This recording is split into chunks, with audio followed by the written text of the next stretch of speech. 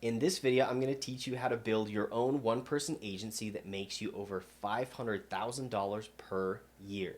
Now, this idea of a solo or a one-person agency does not mean that you have to do everything by yourself. On the contrary, I wouldn't be where I am today without my incredible team. But what this does mean is as a one-person agency, you don't have to have all of the overhead of a typical brick and mortar business, meaning you don't have to have any full-time employees. You can just have 1099s.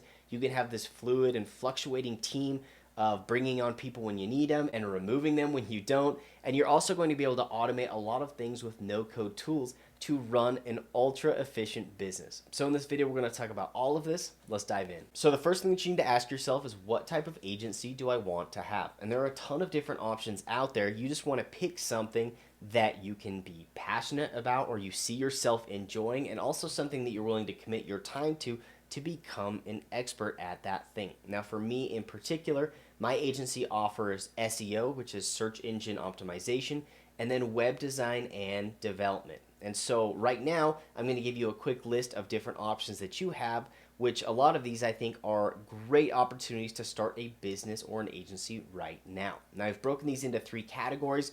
The first of which is sales and marketing. So you can offer SEO, any type of ads, whether that's Google ads or on other search engines. You can do social media marketing, or you can also offer email marketing. These are awesome things that you can do to help people see an ROI on their investment in you. Marketing is always going to be needed, and so this is a great niche for you to have. The second category is design. While this might be a little bit more difficult, it can still be really profitable. So anything with graphic design, web design, UX, UI design, anything along those lines where you're designing or creating something for someone, you can build a great agency off of this. And this is really easy work for you to deliver via the internet or via email. And there are a ton of great tools out there to help you do this. And the third category is coaching and consulting. And this is really popular right now. People all the time are offering different courses, coaching, consulting, different ways to kind of provide information or motivation to help you accomplish a specific goal. For me personally, I spend a lot of money on my personal business coach, and this is an awesome investment, and I definitely see a huge return on this.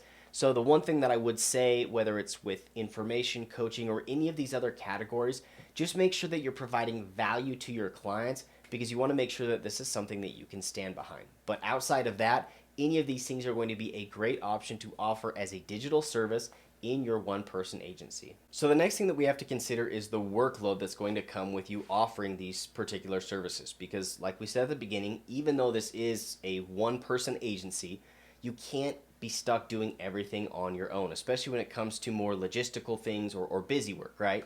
So the question that we need to ask ourselves is, what are all the tasks that need to be done? And then which of these tasks can be automated through tools and tech?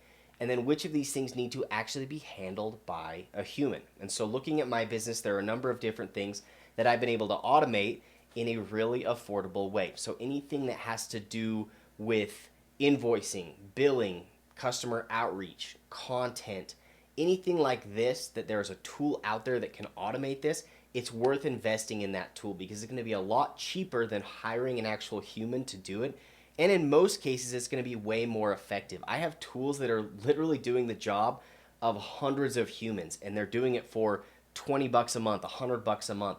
And so if you're interested in different no-code tools that you can use to automate your business, you can go ahead and click this video right here. This is a video that I just recently posted about all of my favorite no-code tools. Next, you need to consider all the different tasks that need to be handled by actual humans. So most things that have to do with interacting with your clients or your users, anything that you feel needs to have some sort of personal touch. I also rely a lot on my team to do research and to help me with vision and forward thinking and where the business needs to go next and big decisions.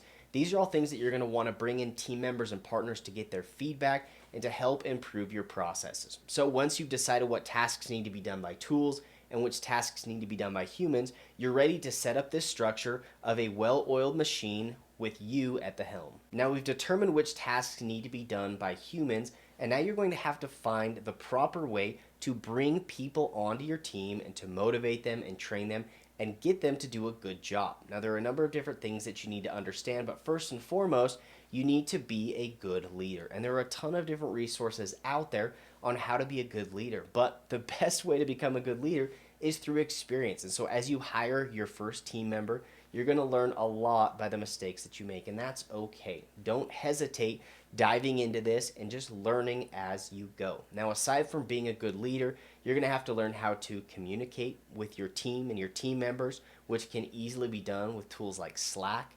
You're also going to have to understand how to find them. And for me, I found most of my team members through Facebook groups and a very unprofessional way of them sending me a quick screen recording or audio of them introducing themselves and saying why they feel like they would be a good fit for this specific role.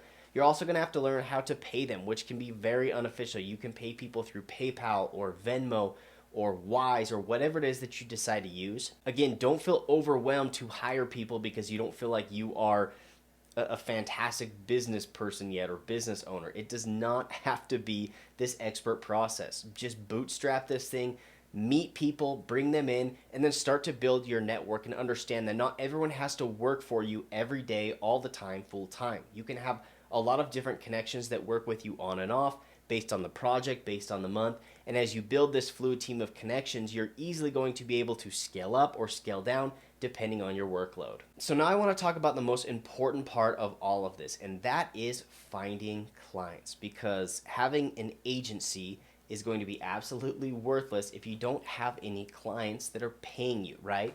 And this task of finding clients must and always will fall on you as the agency owner. You should always be your agency's #1 salesperson. This doesn't mean that down the road you can't outsource this to someone to come in and do the sales, but for the first several years, you're going to have to take this on your own, and your team members and all of your expenses with your tools, those are going to rely heavily on you bringing in business and paying for those things, and also making yourself a profit. And so you need to find different ways to find clients. I've made a ton of videos on how you can find clients, how I found my first clients.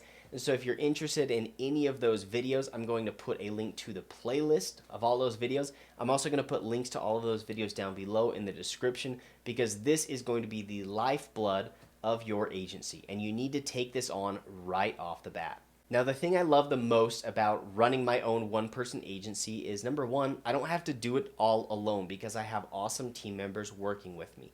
The other thing that I love is it really is a bulletproof system. As long as I can find ways to find clients, I'm never going to struggle. Even during times of an economic crisis or whatever it might be, I'm easily going to be able to scale up or scale down. And worst case scenario, I could technically remove everyone from my team and do everything on my own. I could cut all expenses and I could survive through the worst of the worst. Now, I never plan on doing this because I personally could not live without my team members. They do such an awesome job. But you can have the security in this business model knowing that you can do whatever it takes to survive and make a profit.